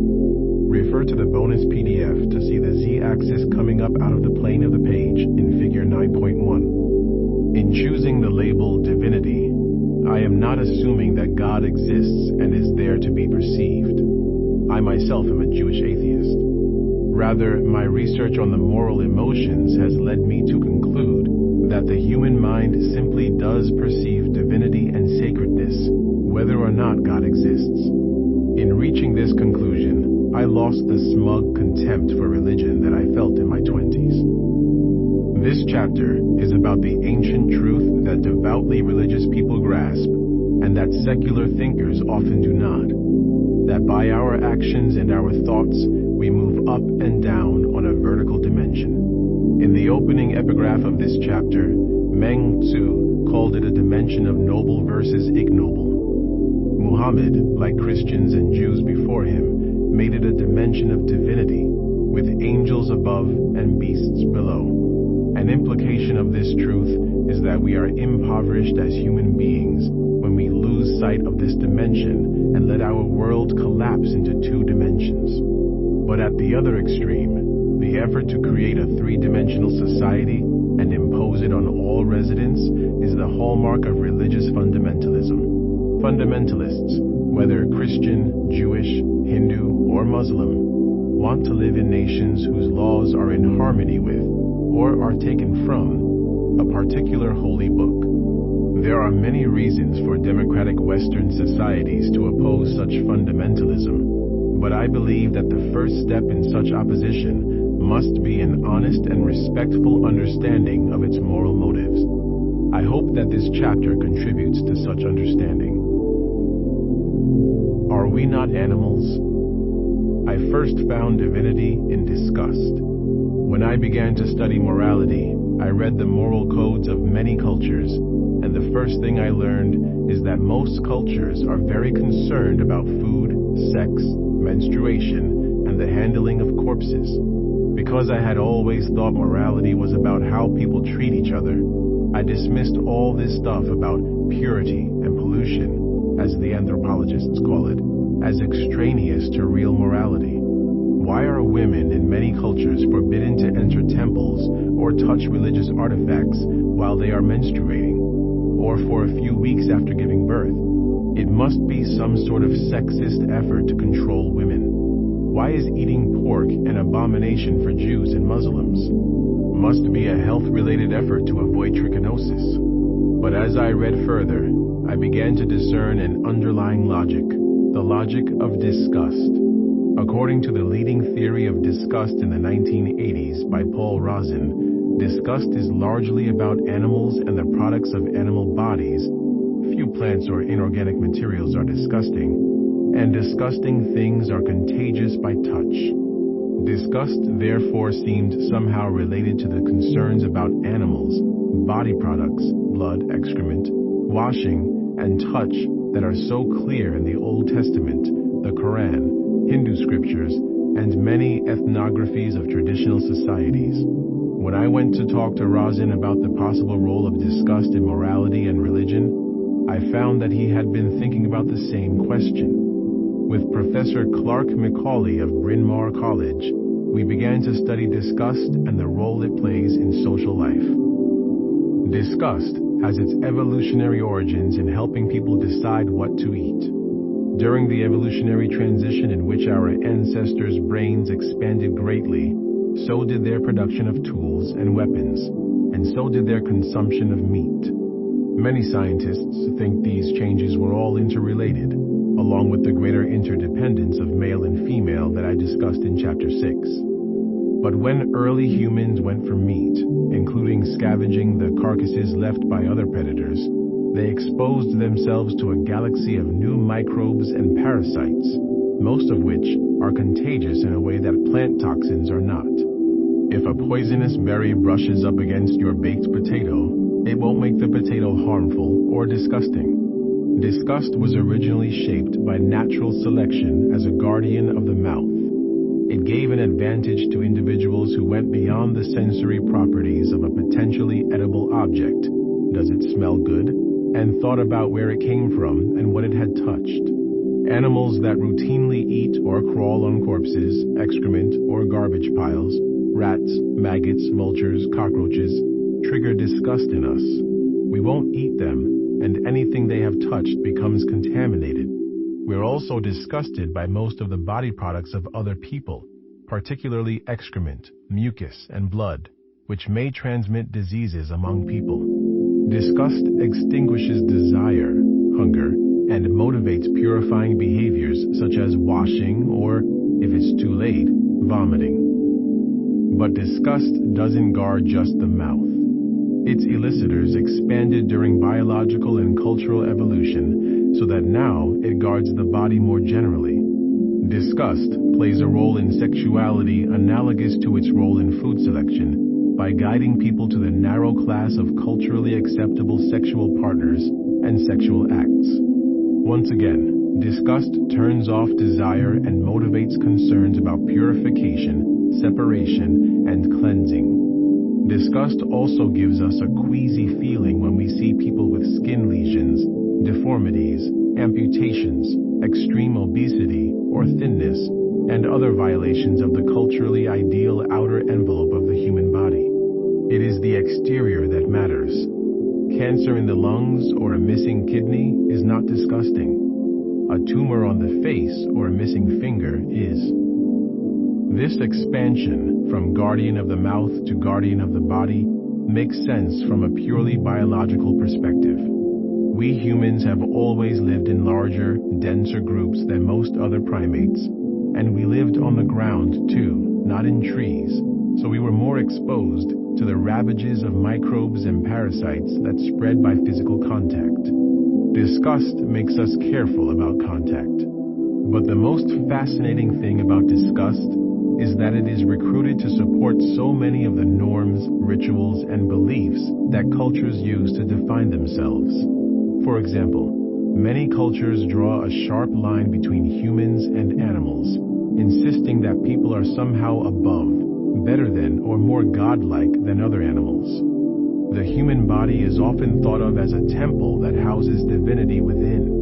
Or do you not know that your body is a temple of the Holy Spirit within you, which you have from God, and that you are not your own? Therefore glorify God in your body. 1 Corinthians chapter 6, verses 19 and 20. Yet a culture that says that humans are not animals, or that the body is a temple, faces a big problem. Our bodies do all the same things that animal bodies do, including eating, defecating, copulating, bleeding, and dying. The overwhelming evidence is that we are animals, and so a culture that rejects our animality must go to great lengths to hide the evidence.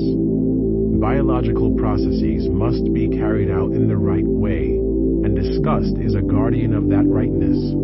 Imagine visiting a town where people wear no clothes, never bathe, have sex doggy-style in public, and eat raw meat by biting off pieces directly from the carcass. Okay, perhaps you'd pay to see such a freak show, but as with all freak shows, you would emerge degraded, literally brought down. You would feel disgust at this savage behavior and know, viscerally, that there was something wrong with these people. Disgust is the guardian of the temple of the body. In this imaginary town, the guardians have been murdered and the temples have gone to the dogs. The idea that the third dimension, divinity, runs from animals below to gods above, with people in the middle, was perfectly captured by the 17th century New England Puritan, Cotton Mather, who observed a dog urinating at the same time he himself was urinating. Overwhelmed with disgust at the vileness of his own urination, Mather wrote this resolution in his diary: "Yet I will be a more noble creature, and at the very time when my natural necessities debase me into the condition of the beast, my spirit shall, I say at that very time, rise and soar." If the human body is a temple that sometimes gets dirty, it makes sense that cleanliness is next to godliness. If you don't perceive this third dimension, then it is not clear why God would care about the amount of dirt on your skin or in your home. But if you do live in a three-dimensional world, then disgust is like Jacob's ladder. It is rooted in the earth, in our biological necessities, but it leads or guides people toward heaven, or at least towards something felt to be, somehow, up. The ethic of divinity. After graduate school, I spent 2 years working with Richard Schwader, a psychological anthropologist at the University of Chicago, who is the leading thinker in the field of cultural psychology. Schwader does much of his research in the Indian city of Bhubaneswar in the state of Orissa. Orissa, on the Bay of Bengal. Bhubaneswar is an ancient temple town. Its old city grew up around the gigantic and ornate Lingaraj temple, built in the 7th century and still a major pilgrimage center for Hindus. Schwader's research on morality in Bhubaneswar and elsewhere shows that when people think about morality, their moral concepts cluster into 3 groups, which he calls the ethic of autonomy, the ethic of community, and the ethic of divinity. When people think and act using the ethic of autonomy, their goal is to protect